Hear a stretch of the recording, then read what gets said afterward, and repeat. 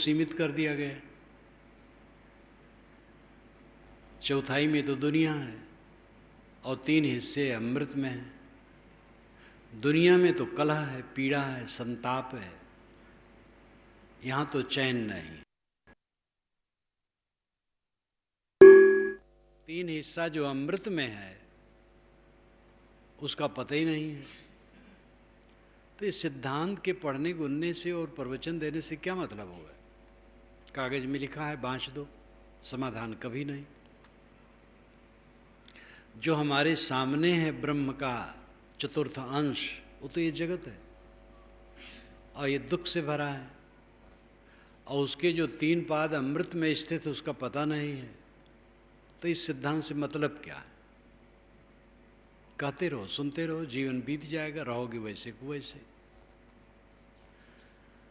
उस बूढ़े ने कहा, महाराज तब कहीं अमृत है कि नहीं? मैंने कहा, आप खुद अमृत हैं, तो कहीं एहसास नहीं होता, अनुभव नहीं होता है? तो मैंने कहा, अहंकार कामना छोड़े तब अनुभव होगा। तो गंभीर हो गया।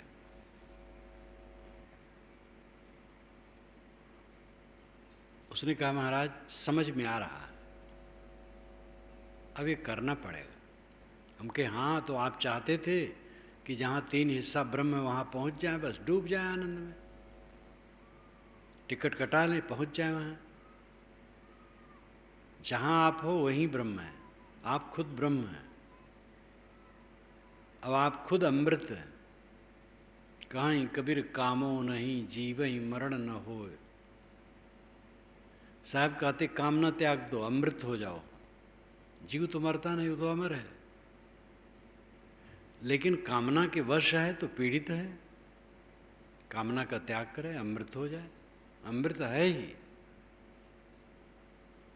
अमृत केरी पूरिया बहुविध दीनी छोर, आप सरीखे जो मिले ताहे पियावो घोर। ये बीजक की साखी है। साहब कहते हैं, अमृत की पुड़िया मैंने विवरण से खोल करके रख दिया है। अब आपके सरीखा कोई और मिले सत्पात्र तो घोल करके उसको भी पिला दो।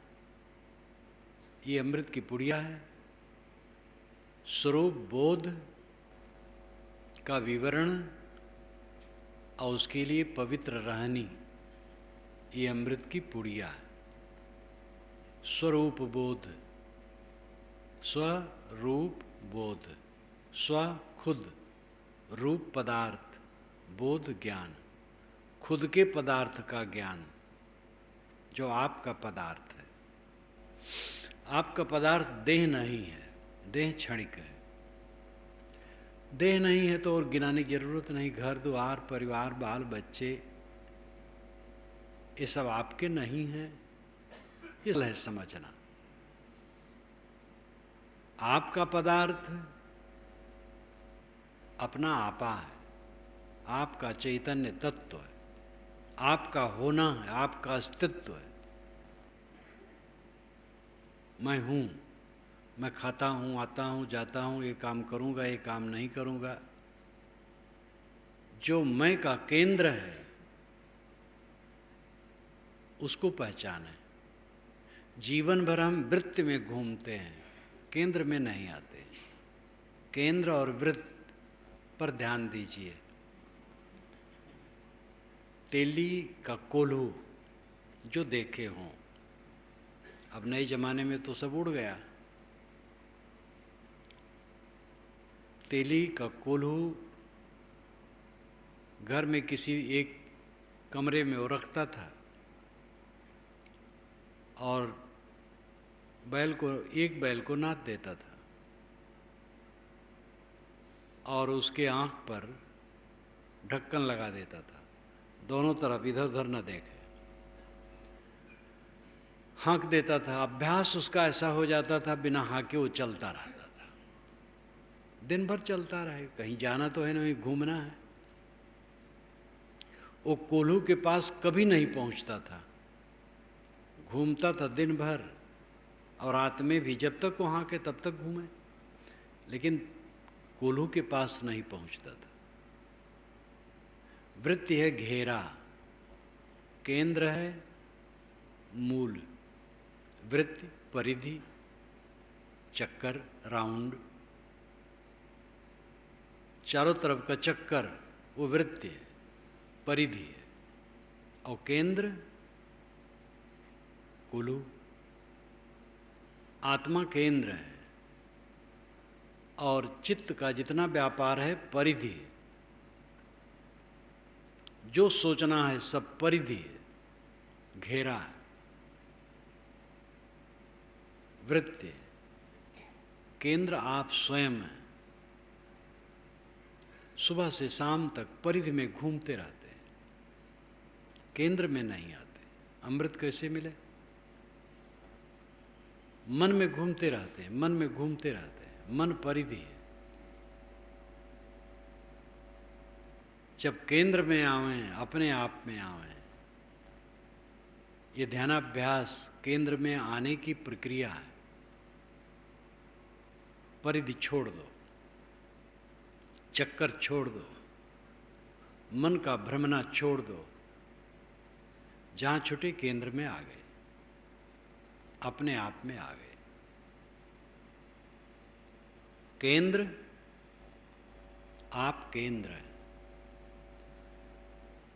राम, ब्रह्म, खुदा, गॉड, परम तत्व, इसी ढंग के और जितने भी शब्द बना लीजिए या बने हों, उनकी लिस्ट सामने रख लीजिए। वो सब का एक ही अर्थ है, आपका अस्तित्व।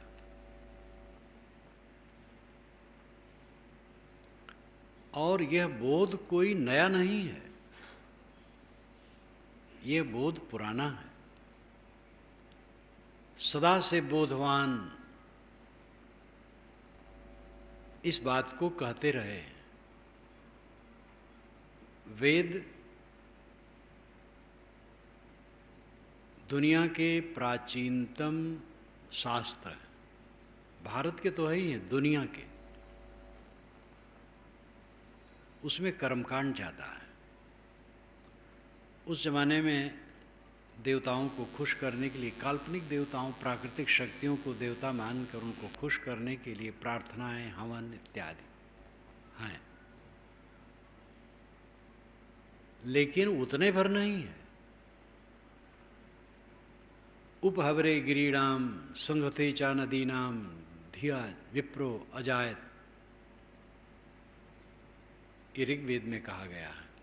उपहवरे गिरीणाम, पर्वतों के निकट, संगते चा नदीनाम, नदियों के संगम के पास, धिया विप्रो अजायत, विप्र धी बुद्धि पैदा करते हैं। अर्थ है कि साधक जो द्विज है, द्विज नाम दोबारा जन्मा हुआ, संस्कारों का जन्म जिसका हो गया है, गुरु शरण में गया, संस्कारित हो गया, निर्मल हो गया, पात्र हो गया, ऐसा द्विज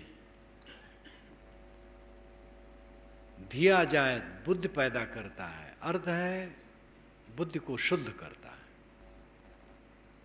और लाक्षणिक अर्थ है ध्यान करता है। और जिसको हम खोजते हैं वो खुद है। ये बात भी वेदों में आई है, आत्मज्ञान का विषय भी है। ब्रह्म, अहम ब्रह्मास्मि तत्त्वमसि अयम् आत्मा ब्रह्म प्रज्ञानम ब्रह्म, ये 4 महावाक्य उपनिषदों के हैं। सब उपनिषद वेद से जुड़े हैं। मैं ब्रह्म हूँ, तू ब्रह्म है, आत्मा ब्रह्म है, ज्ञान ब्रह्म है। वस्तुतः अध्यात्म की पुस्तकें जो दुनिया में प्राचीनतम हैं वो उपनिषदें हैं। जिस काल में उपनिषदों का चिंतन हुआ है, उस काल में इस भूमंडल पर, भारत के बाहर कहीं वैसी बात नहीं सुनाई देती है, दिखाई देती है। और धर्मशास्त्र पुराने हैं विदेश के, नीति की बातें, अच्छी बातें हैं। ज़्यादातर एक कबीला का ईश्वर मान करके उससे प्रार्थना बहुत है।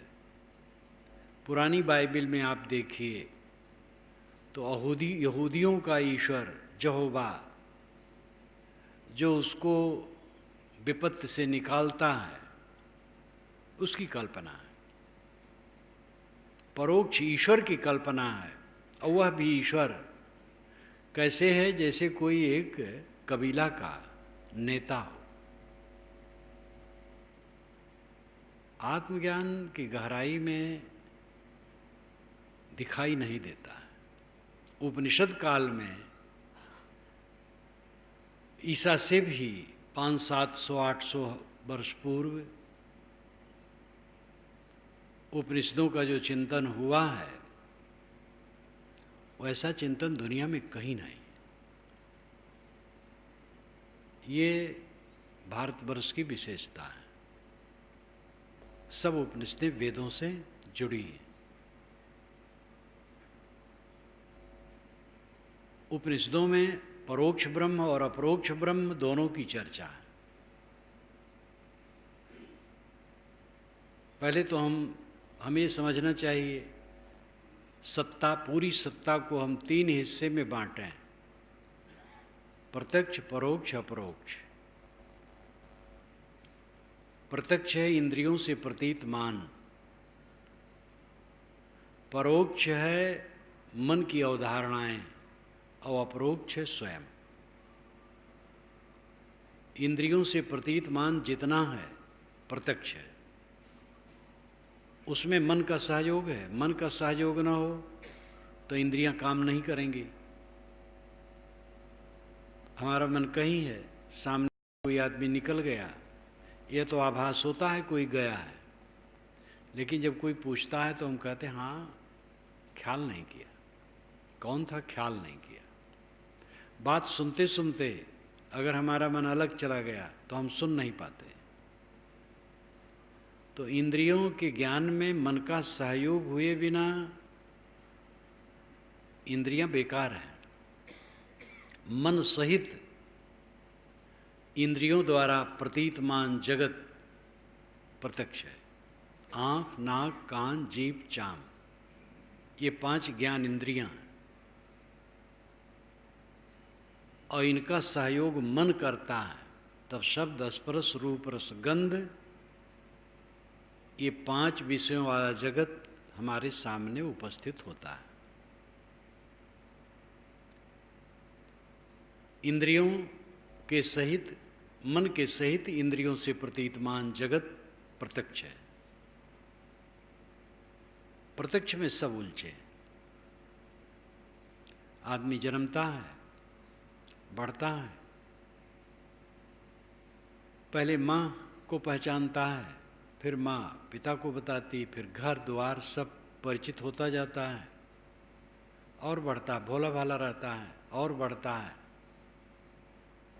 तो कुछ चतुर होने लगता है, कौमार्य आ जाता है, दुनिया का रंग लगने लगता है, जवान हो जाता है, काफ़ी विकृतियाँ उसके मन में आ जाती हैं, संसार सजाता है, उलझता है, उलझते उलझते बूढ़ा जाता है, और बूढ़ा करके मर जाता है। केवल प्रत्यक्ष में वो डूबा रहता है हर समय। इंद्रियों से प्रतीतमान जगत में रमा करता है, राग करता है, द्वेष करता है, अच्छा करता है, बुरा करता है, और इन सारे संस्कारों का जखीरा बटोर कर चित्त में, उसी में उलझता रहता है और मर जाता है। जीवन में जो करना चाहिए वो कर नहीं पाता है। कुछ लोग इस प्रत्यक्ष से घबराते हैं और देखते हैं प्रत्यक्ष में पूरा समाधान नहीं है। धन है, परिवार है, ऐश्वर्य है, पद है, सब कुछ है, लेकिन मन पीड़ित है, असंतोष चित्त में भरा है। इसलिए ये सोच करके कुछ जीव ये प्रत्यक्ष से घबरा जाते हैं, विराग हो जाता है। अभी हमारे पास एक पत्र आया दूर से, वो मेरी बातों को सुना है। छत्तीसगढ़ में जो ध्यान शिविर लगता है उसमें ध्यान में आया है और बहुत व्याकुल होके लिखा है कि धीरे धीरे मेरा शरीर नहीं रहेगा, जो मिला है वो छूटेगा, बना है वो बिगड़ेगा। मैं व्याकुल हूँ। बच्चे, लड़की, लड़के, धीरे धीरे शादी के योग हो रहे हैं। पत्नी अध्यापिका है, मैं व्यापारी हूँ। कमी कुछ नहीं है, खूब संपन्नता है। लेकिन मैं सोचता हूँ ये सब तो रहेगा नहीं, आजकल में ख़त्म हो जाएगा। मुझे शरण दीजिए, मैं क्या करूँ, समझ नहीं पा रहा हूँ क्या करूँ। अब लड़की लड़के उनका विवाह भी करना है, ये भी सामने है। पत्नी समझदार है, सब ठीक है। बहुत व्याकुल होके लिखा। अब जिस जंजाल को बनाया है उसको निभाना उसका कर्तव्य है। लड़की लड़का का शादी बाकी है और हमारे पास भाग आए, ठीक नहीं। वहीं वैराग साधे, लड़की लड़का शादी करे, निभावे, जीवन रहे। वो भी लिखा है कि शादी करते करते मैं ही मर जाऊं तो क्या होगा। तो कुछ ऐसे जीव हैं जो प्रत्यक्ष से घबराते हैं, यथार्थ आधार न होने से वो परोक्ष में लगते हैं। कोई ईश्वर है लोक लोकांतर में, साकेत लोक में, गोलोक में, शिवलोक में, ब्रह्मलोक में, सतलोक में कोई लोक है, वहां पर ब्रह्म है, ईश्वर है। रीवा नरेश ने बीजक की टीका में यही लिखा है। रीवा एक बहुत बड़ा राज था और उसका नरेश होकर आज से 150 वर्ष पूर्व उसने पूरे बीजक की टीका लिखी है विस्तार से। उसको उसका धैर्य कितना प्रशंसनीय है। रघुनाथ में सब कुछ लगाया है और रघुनाथ को अचिंत माना है, सगुण निर्गुण से परे माना है। शब्द जाल है उसका।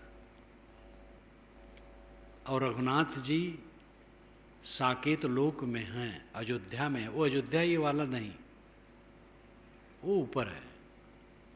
और वहीं से जीवों को सुख देने के लिए खींचना चाहते हैं। जब वहाँ पहुँच जाए तो आनंद कंद हो जाए, ये उसका सिद्धांत है। बीजक से बिल्कुल भिन्न। लेकिन अब कबीर में उनको श्रद्धा थी। बघेल वंश, पूरा बघेल वंश कबीर का भक्त रहा। अब जितना जो समझ पाया है वो किया है। लेकिन कबीर और रघुनाथ ये दो ही उसकी दृष्टि में है। तो बारंबार वो लिखता है कि जीवों को रघुनाथ अपने धाम में बुला लेना चाहते, जहाँ कोई दुख नहीं, परमानंद है। अब ये सब वाणी जब कोई सुनेगा, पढ़ेगा, तो भाई कहाँ है वो रघुनाथ का धाम। कोई मिलेगा, कहेंगे जपो, मनन करो, फिर मरने के बाद मिलेगा। तो एक सरणी हुई, एक शाखा हुई। दूसरे, तीसरे, चौथे, 10वीं, 20वीं सबकी अलग अलग शाखा है। जन्नत है,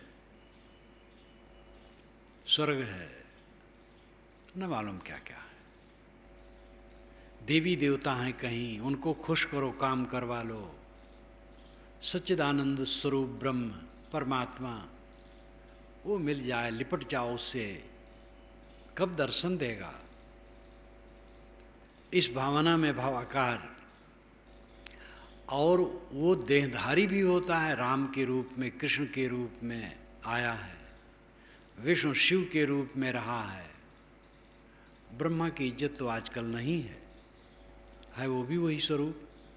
लेकिन ब्रह्मा की उपासना कोई नहीं करता, शिव और विष्णु की करते। अब इनसे मिलने की चेष्टा है। मैं स्वयं इनके लिए लालायित था, रोता था अकेले में, इनके ध्यान चिंतन में डूबा रहता था सन 50 के पहले। सन 1950 के पहले। तो परोक्ष में आदमी कुछ खोजता। परोक्ष क्या है? मन की अवधारणा। प्रत्यक्ष क्या है? इंद्रियों से प्रतीयमान जगत। और परोक्ष मन की अवधारणा। मन की कल्पनाओं में तमाम देवताओं का सृजन हुआ है। मनुष्य का मस्तिष्क देवताओं के निर्माण का विशाल कारखाना है।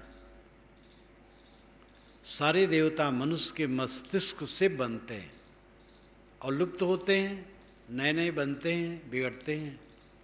वैदिक युग के देवता आजकल क्या हजारों वर्षों से शून्य है। आज की जो देवता हैं वो 2000 वर्ष के अंदर के देवता हैं। 2000 वर्ष के पूर्व के सब देवता करीब करीब निरस्त हैं। वेदों का परम देवता इंद्र है। इंद्र को आज कोई पूछने वाला नहीं हिंदू समाज में। इंद्र की महिमा में जो वेद में लिखा गया है, सगुण उपासकों ने अपने इष्टों के विषय में उसका अनुवाद कर डाला है। तो देवता और ईश्वर परोक्ष रूप में है, मन की अवधारणा में है, ऐसा मानकर अपने अपने ढंग से लोग भजते हैं, जपते हैं, पूजा करते हैं, पाठ करते हैं, कुछ आनंद आता है। मेरा अपना खुद का अनुभव है। 14 वर्ष की उम्र से मैं विधिवत लगा था। उसके पहले भी जो बन सकता था करता था, जप वप। लेकिन 14 वर्ष की उम्र से मैं विधिवत लग गया था।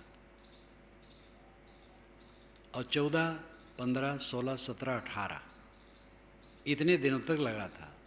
17-18 के बीच में मुझे पारक सिद्धांत, सदगुरु, संत मिले। 2-3 महीना मुझे लगा, ज़्यादा नहीं। अध्ययन मनन किया, सब भ्रम कट गया। लेकिन उसका मुझे अनुभव है। परोक्ष की उपासना का आनंद आता था, संतोष थोड़ा मिलता था, दुनिया की झंझट से रहित। महाराज राम का ध्यान करता था, कृष्ण का करता था, शिव का करता था, विष्णु का करता था, 4 का करता था। तन्मय हो जाता था। दुनिया भूल जाए, आनंदमय हो जाओ। लेकिन भ्रम नहीं कटता था, दुगदुगी लगी रहती थी। ये सब देहधारी हैं, क्या होगा, कहाँ मिलेंगे तो हम सोचते हैं, समझ में नहीं आता था। लेकिन थोड़ा आनंद आता था। कभी कभी निराकार ब्रह्म पर सोचता था। ये सब कुछ नहीं है। निराकार ब्रह्म सर्वत्र परिपूर्ण है, सच्चिदानंदमय है, मेरे बाहर है, भीतर है। इस कल्पना में आनंद आता था, लेकिन समझ नहीं पड़ता था। जब कबीर साहब की वाणी मिली तो अपरोक्ष के तरफ मन आया। उपनिषदों में परोक्ष अपरोक्ष दोनों हैं, लेकिन उपनिषदों के भाष्य ऐसे हैं जो और उलझे हैं। एक वेदांती ने मुझसे कहा, अच्छे विद्वान है, भी जीवित है। उन्होंने कहा उपनिषद के जो भाष्य करते हैं मूल उपनिषद से भी अधिक गूढ़ कर देते हैं भाष्य को। आपने जो उपनिषद सौरभ लिखा है बहुत साफ है। यद्यपि मेरे विचार उनके विचार में अंतर है, वो जानते थे, लेकिन बहुत खुश थे उपनिषद सौरभ से। तो उपनिषद में अपरोक्ष ब्रह्म की बात है, लेकिन भाष्यकार ने उलझाए हैं कि बोध होना बहुत मुश्किल है। अपरोक्ष ब्रह्म के सूत्र सर्वत्र हैं, वेदों में, उपनिषदों में, शास्त्रों में, पुराणों तक में है। यथा निगूढ़म पुरुषम कुयोगिनः, श्रीमद्भागवत में आया है। कुयोगिनः पुरुषम, जो योग नहीं करते हैं, अपरोक्ष की तरफ जिनकी गति नहीं है, वे अंदर में निगूढ़ आत्मा को नहीं समझते, बाहर खोजते रहते हैं। पुराणों में बीच बीच में हीरे मोती हैं। परोक्ष ब्रह्म की कल्पना जगत के लिए होती है, और हर जगह प्रश्न आता है, ये जगत कैसे बना, किसने बनाया, जगत कैसे चल रहा है, पानी कौन बरसाता है, भूचाल कैसे आती है, छह ऋतुओं का परिवर्तन कैसे होता है, ये सारी सृष्टि की समग्रता कैसे गतिशील है। ये प्रश्न सदा से रहे और इस प्रश्न के समाधान में अपनी मत के अनुसार ऋषियों महर्षियों ने कहा है, उसी में परोक्ष ब्रह्म की खटपट आई है। ये दुनिया ब्रह्म ने बनाया। एको हम बहुत श्याम प्रजाए एकाकी न रमते। पहली बात तो है एकाकी न रमते। सृष्टि कहाँ से हुई? अब इसी को सोचना पड़ा। ब्रह्म ने बनाया है। एकाकी न रमते, अकेले में आनंद नहीं आता, इसलिए ब्रह्म ने एको हम बहुत श्याम प्रजाए, एक में बहुत प्रजा के रूप में फैल जाऊं, बस दुनिया बन गई। कुरान का ईश्वर कहा हो और हो गया। बाइबल का ईश्वर 6 दिन में दुनिया बनाई और 7वें दिन विश्राम किया। इसीलिए डॉक्टर मास्टर सब छुट्टी पाते हैं रविवार को, नहीं छुट्टी भी न पाते। सब अपने अपने ढंग से कल्पनाएं गढ़े। ये जगत बनाने वाला कौन है? एक ब्रह्म है। वो तो निष्काम है। ये जगत क्यों बनाया? लीला के लिए बनाया। लीलावत कैवल्यम, केवल लीला के लिए जगत को बनाया। सरदार भगत सिंह ने पूछा है, उनकी एक छोटी सी पुस्तक है, उन्होंने पूछा है, मैं दुनिया के समस्त ईश्वरवादियों से पूछता हूं जो सृष्टि रचना मानते हैं, ईश्वर ने दुनिया क्यों बनाई? दुनिया तो दुखों से भरी है। ऐसे दुखों से भरी दुनिया बनाने वाला समझदार कैसे है? इसका समाधान करें। क्या करेंगे? ऋषि महर्षि नहीं कर पाए आज तक। आज के लोग बेचारे क्या करेंगे? तो ये दुनिया को बनाने वाला जो ब्रह्म है वो परोक्ष ब्रह्म है। परोक्ष ब्रह्म जो हमारे मन बुद्धि से परे है, हम उसको कुछ जानते नहीं हैं, कहते हैं, अंदाजते हैं। इस परोक्ष ब्रह्म के पीछे पूरी दुनिया दीवानी है और इसमें दीवाने रहने पर आनंद आता है थोड़ा, अभी बोध नहीं होगा, दुख नहीं दूर होगा, संतोष नहीं होगा। इसलिए ऋषियों ने अपरोक्ष ब्रह्म कहा। अपरोक्ष स्वयं प्रत्यक्ष मैं हूं, स्वयं सत्ता। यह पूछने वाला ही ब्रह्म है, यही राम है। राम शब्द वेद में है। एक राम है, असुर राम, बलवान राम, कोई राजा है। ऐतरेय ब्राह्मण में एक राम है मार्गवे, वो कर्मकांडी ब्राह्मण है। राम नाम के व्यक्ति यदा कदा पहले भी होते थे, लेकिन राम कोई उपासनिक तत्व के रूप में वेदों में, शास्त्रों में, वैदिक साहित्य में कहीं नहीं माना है। राम की कोई महिमा नहीं है। वेदों में, वैदिक साहित्य में, 6 शास्त्रों में, उपनिषदों में, स्मृतियों में, सूत्र ग्रंथ, गृह सूत्र, 100 सूत्र, धर्म सूत्र, कहीं भी नहीं। वाल्मीकि रामायण में राम एक मर्यादा पुरुषोत्तम, वीर, महान गुणों से संपन्न, योग्यतम पुरुष हैं। आगे चल करके उसमें ये कहा गया कि वह चारों भाई विष्णु के अंशावतार हैं, लेकिन पूजनी कहीं नहीं है। वाल्मीकि रामायण में कहीं नहीं लिखा है कि राम नाम जपो, राम की उपासना करो, कीर्तन करो, उनके नाम से पाप कटता, कहीं नहीं लिखा है। पूरी वाल्मीकि रामायण में कहीं नहीं लिखा है। जैसे परशुराम एक अवतार है, कच्छप अवतार है, मत्स्य अवतार है, कूर्म अवतार है, सूकर अवतार है, तो ये अवतार बड़े उजागर नहीं है। राम कृष्ण अवतार हैं, ये उजागर हैं, लेकिन ये भी पूजनी नहीं। राम को पूजनी पूरी वाल्मीकि रामायण में पूजनी, उपासनी कहीं नहीं कहा गया है, लेकिन उनका चरित्र उदात्त वर्णन किया गया है। उसके पश्चात बहुत रामायणें बनी अनेक भाषाओं में, और हर कवि राम कथा लिखा जो प्रबुद्ध था, और उसी में भक्ति भावना बढ़ी, बढ़ते बढ़ते बढ़ते 8वीं 9वीं शताब्दी में ईसा के आज से 1000-1200 वर्ष पूर्व ज़्यादा भूमिका बनी, और आज से 1000 वर्ष पूर्व उनको परब्रह्म मान लिया गया। 12वीं शताब्दी में तो खुल करके उनकी उपासना चली, आज से 800 वर्ष पूर्व,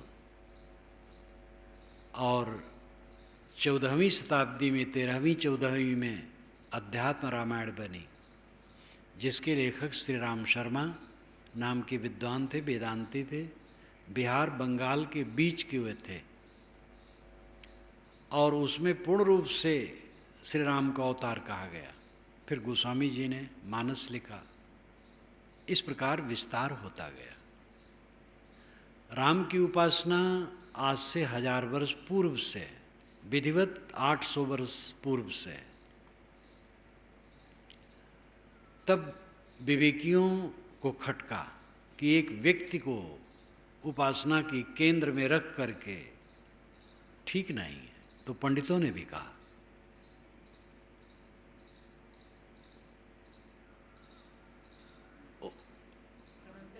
रमन्ते योगिनो यस्मिन्नित राम, रमन्ते योगिनः यस्मिन् इति राम। योगी जिसमें रमते हैं वो राम है। योगी किसमें रमते हैं? आत्मा में, आत्मा राम है। पंडित सब पोगापंथी नहीं होते हैं, विचारक भी होते हैं, ये पंडित का ही वचन है। रमन्ते योगिनो यस्मिन् इति राम, योगी जिसमें रमण करते हैं आत्मा में, वही राम है। कबीर साहब ने तो खुल करके कहा ही आपकी भाषा में, हृदय वसे ते ही राम न जाना। ये भी आप ध्यान दीजिए, भारतीय परंपरा के मूल में उपासना का केंद्र व्यक्ति नहीं है, आत्मा है। वेदों के ऋषि हैं, आदरणीय हैं, पूज्य हैं, लेकिन वो कोई हमारी उपासना के केंद्र में नहीं है। शास्त्रों के ऋषि हैं, उपनिषदों के ऋषि हैं, ये सब हमारे पूजनीय हैं, लेकिन हमारी उपासना के केंद्र में नहीं है कि इनको मानने न मानने से कल्याण कल्याण है। आत्मा की उपासना सदैव मान्य रही, लेकिन अवतारवाद आने से केंद्र में उपासना के केंद्र में व्यक्ति आया। राम उपासक ने कहा राम की उपासना के बिना कल्याण नहीं, कृष्ण उपासक ने कहा कृष्ण उपासना बिना कल्याण नहीं, लेकिन वेद शास्त्र में ऐसा कहीं नहीं, किसी व्यक्ति के लिए नहीं। आत्मा की उपासना, आत्मा उपासनीय है, ये अपरोक्ष की तरफ निर्देश है। जब इंद्रियां शांत हो गई, मन शांत हो गया, तो अपरोक्ष रहा। सारे शास्त्रों को आप हटा दें, आपका व्यक्तित्व शास्त्र है, आपका हृदय शास्त्र है। इंद्रियों के विषयों में रमते हैं, ये प्रत्यक्ष में रम रहे हैं। इंद्रियां शांत हो गई, आंखें बंद, सब इंद्रियां शांत, लेकिन मन में रमते हैं। मन से कोई अवधारणा करके किसी प्रकार का भगवान, किसी प्रकार का देवता मन से बनाकर उसमें रमते हैं, ये परोक्ष है। लेकिन जब मन शांत हो गया तो वो भी खत्म हो गया। इंद्रियां शांत हुई तो विषय भूल गए, मन शांत हुआ तो मन की अवधारणाएं खत्म हो गई, तब क्या रहा? अपरोक्ष स्वयं। जहां इंद्रिय और मन के व्यापार खत्म हो जाते हैं, वहां अपरोक्ष स्थित होती है। यदा पंचावतिष्ठन्ते ज्ञानानि मनसा स बुद्धिचाना विचिष्ट तामाहु परमाम गतिम, ये उपनिषद का मंत्र है। यदा, जब, पंचावतिष्ठन्ते, 5 अवतिष्ठित स्थित शरीर में इंद्रियां, आँख, नाक, कान, जीभ, चांद, मनसा सह, मन के सहित बुद्धिश्च और बुद्धि भी न विचेष्टत, नहीं चंचल होते हैं, ताम उसे आव कहते हैं परमाम गति, परम गति। जब पांचों ज्ञानेंद्रियां शांत हो जाती हैं, मन शांत हो जाता है, बुद्धि शांत हो जाती है, ये परम गति है।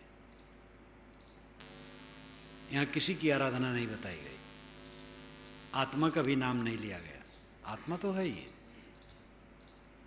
इंद्रियां शांत हो, मन शांत हो, बुद्धि शांत हो, परम गति है।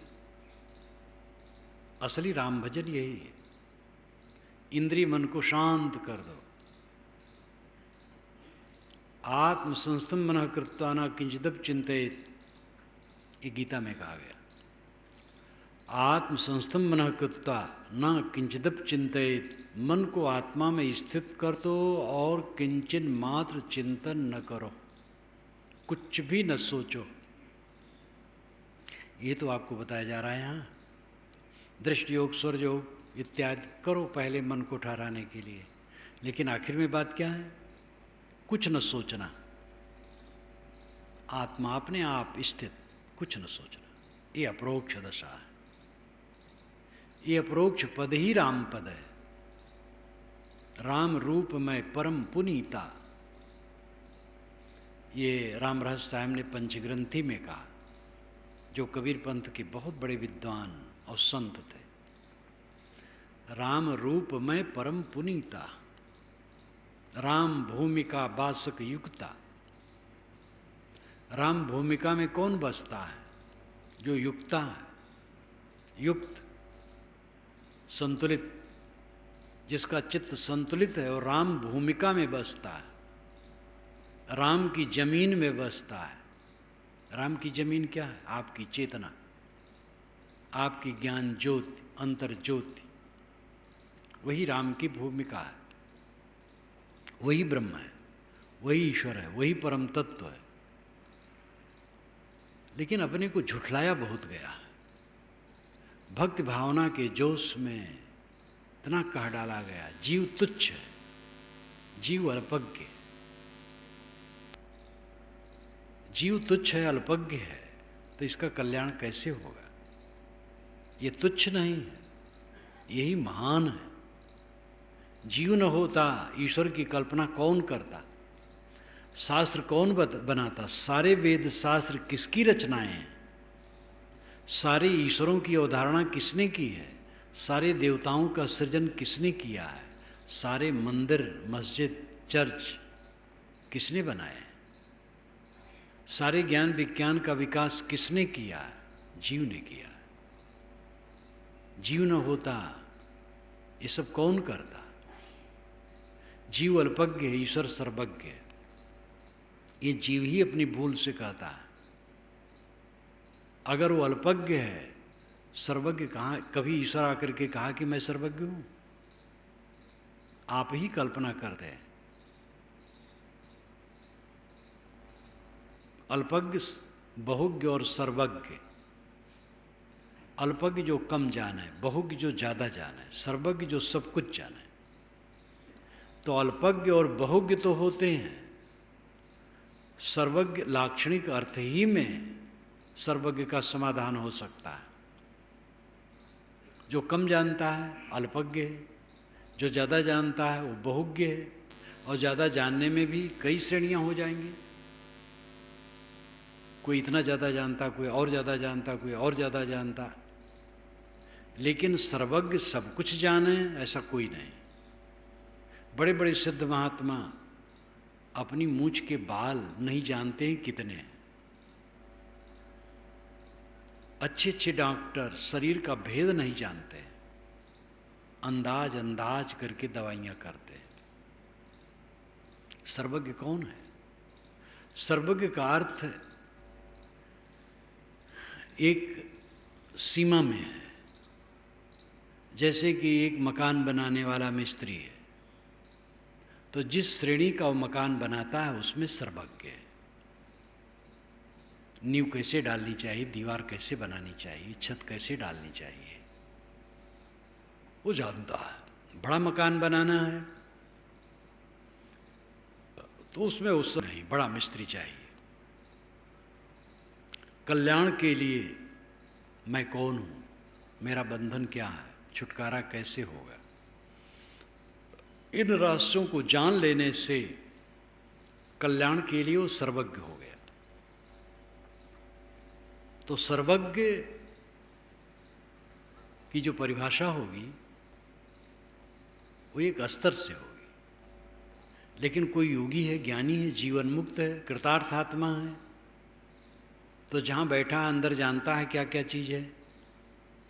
यहाँ से 1000 फीट नीचे पत्थर पड़ा है कि सोना पड़ा है, जानता है। ऐसा कुछ नहीं, कोई नहीं जानता है। महिमा में तो कहा गया, योग दर्शन में विभूतिपाद में बहुत लंबा चौड़ा कहा गया है कि योगी सब कुछ जानता है, सर्वज्ञ हो जाता है, आकाश में उड़ता है, भुनगा हो जाता है, हाथी हो जाता है, दूसरे के काया में प्रवेश कर जाता है। सब झूठ, कुछ नहीं हो पाता। ये सब अनर्गल बातें हैं। अनर्गल बातें फैली थी योग के नाम पर, पतंजलि ने सूत्रबद्ध कर दिया और वो आर्ष वचन हो गया। यद्यपि पतंजलि ने खुद कहा कि ये सब जंजाल है, लेकिन जंजाल लगा तो दिए। इसलिए अपने भाष्य में मैंने हर जगह उसकी समीक्षा की। अच्छे अच्छे पंडित खुश हुए। यहीं प्रयाग के शिविरों में कल्पवास में एक पंडित थे और प्रथम संस्करण निकला था, मेरे बुक स्टॉल से ले गए, पढ़े, पढ़ करके आए, हमारे साधुओं को बताए वहीं बांध पर जहाँ दुकान थी कि महाराज इतनी साफ टीका आज तक मैंने नहीं देखी। महाराज जी से कह दो कि अन्य 5 शास्त्रों का भी ऐसे साफ कर दे। और पंडित था, खुश हुआ। एक अच्छे विद्वान जो संस्कृत जीवन भर पढ़ाए, वही जब पढ़े तो उन्होंने अपने साथी से कहा, ऐसे लेखकों की बड़ी ज़रूरत है। तो सब ऐसा नहीं है कि सब जड़ है, दिशा नहीं मिलती इसलिए समझ नहीं पाते। शास्त्र में लिखा है, गलत कैसे होगा। कोई साहस से कहे कि नहीं ये गलत है तो हिम्मत आए, अपनी हिम्मत नहीं आती है। धर्म के नाम पर बहुत ऐसी बातें हैं जो अनर्गल हैं, और वो अनर्गल बातें धर्म को और चौपट कर रही। सर्वज्ञ जिस दृष्टि से हम मानना चाहते हो ऐसा सर्वज्ञ कोई नहीं, लेकिन अपने काम की बात जान जाए बस बहुत हो गया। कल्याण चाहिए, कल्याण के लिए आदमी सर्वज्ञ हो सकता है। अल्पज्ञ बहुज्ञ हैं, सर्वज्ञ की कल्पना है कि दुनिया के कण कण को जानने वाला कोई है। ज्ञान का परम निधान आप खुद हैं। ये मनुष्य जीव के अलावा ज्ञान का निधान कहीं नहीं है। सारे शास्त्र इसी से निर्मित हैं, सारे ज्ञान विज्ञान इसी के विकास हैं। आप तुच्छ नहीं हैं, आप महान हैं। आपकी महानता का अनुभव आपको क्यों नहीं होता है? क्योंकि ये दुनिया के कूड़े कचड़े में मन रमा है। ये प्रत्यक्ष में और परोक्ष में डूबा है। ये प्रत्यक्ष और परोक्ष से उठे तब अपरोक्ष में स्थित होकर वो अमृतत्व का अनुभव होगा। जब मैंने उस बूढ़े से कहा कि 3 पाद अमृत में स्थित है और 1 पाद में जगत है ब्रह्म के, 3 पाद जो अमृत में स्थित हो कहीं नहीं है, केवल कागज में है, लिखा है बस। क्योंकि ब्रह्म को जगत बनाना है, जगत बना दिया एक पैर में, 1/4 में जगत बना के रख दिया और 3/4 में वो अमृत रूप में लिख दिया। कुछ समाधान करना था, कर दिया, बस हो गया। समाधान हो चाहे ना हो, जैसा समझ पाए बेचारे कह दिए, और क्या करें। अब इस प्रकार सोचना भी बड़ा मुश्किल है। वेद का वचन है, तुम ऐसा कहते हो, वो तो सर्वज्ञ का है अथवा ईश्वर का वचन है। बस सब उलझे। सारी किताबें मनुष्य की बनाई हैं। जब तक ये न सोचोगे सही निर्णय नहीं होगा। आज से 500 वर्ष पूर्व साहब ने डंके के चोट पर कहा, काशी में रहकर ललकारा ये कितना बड़ा उनका साहस था। डॉक्टर अजय प्रसाद द्विवेदी ने लिखा है, कमजोर स्नायु का आदमी ये काम नहीं कर सकता। सारे जंजाल को ना ही कर देना, ये कबीर का बल था, कबीर का साहस था। साधारण नस नाड़ी का आदमी नहीं कर पाएगा, उसका हार्ट फेल हो जाएगा। तो हार्ट फेल हो जाएगा इतना तो उन्होंने नहीं लिखा है, यही लिखा है कि सामान्य स्नायु का आदमी इतना बर्दाश्त नहीं कर सकता। कबीर ने ना ही कर दिया सारे जंजाल को, और इतना साहस दिया, हम लोगों के लिए बढ़िया रास्ता बना दिया। सारे ग्रंथ आदरणीय हैं दुनिया के, वेद के साथ कुरान, बाइबल, सब शास्त्र आदरणीय हैं, सारी परंपराएं आदरणीय हैं, सारे महापुरुष आदरणीय हैं। राम कृष्ण के साथ मोहम्मद ईसा भी आदरणीय हैं, सभी आदरणीय हैं। लेकिन विवेक का निरादर करके नहीं, विवेक परम आदरणीय है। यहाँ तक कहा गया है, गुरु शिष्य के बीच में शब्द करे निर्वार। गुरु शिष्य के बीच में भी शब्द ही निर्वार करेगा, यानी निर्णय शब्द। गुरुमुख वाणी कौन वाणी है? निर्णय हुई, निर्णय ही गुरुमुख वाणी है। गुरु के मुख से निकलने के कारण गुरुमुख वाणी नहीं हो सकती। गुरु ने कहीं उल्टा पलटा कह दिया तो गुरुमुख वाणी कैसे हो गई? निर्णय है वो गुरुमुख वाणी है। बच्चे के मुख से निकले 2-2 4 गुरुमुख वाणी है, बूढ़े के मुख से निकले 2-2 5 गुरुमुख वाणी नहीं है। गुरुमुख वाणी निर्णय वाणी है। निर्णय स्वतंत्र विवेक से होगा, कारण कार्य व्यवस्था का ज्ञान, विश्व के शाश्वत नियमों का ज्ञान। इसके लिए स्वतंत्र प्रज्ञ होना चाहिए। कबीर साहब ने बहुत साफ कर दिया है, जंगल काट करके। झगड़ा एक बढ़ो राजा राम, जो निर्वारे सो निर्वाण। ब्रह्म बड़ा की जहाँ से आया, वेद बड़ा की जिन उपजाया। ई मन बड़ा की जय मन माना, राम बड़ा की राम ही जाना। भ्रम भ्रम कबीरा फिरे उदास, तीर्थ बड़ा की तीर्थ का दास।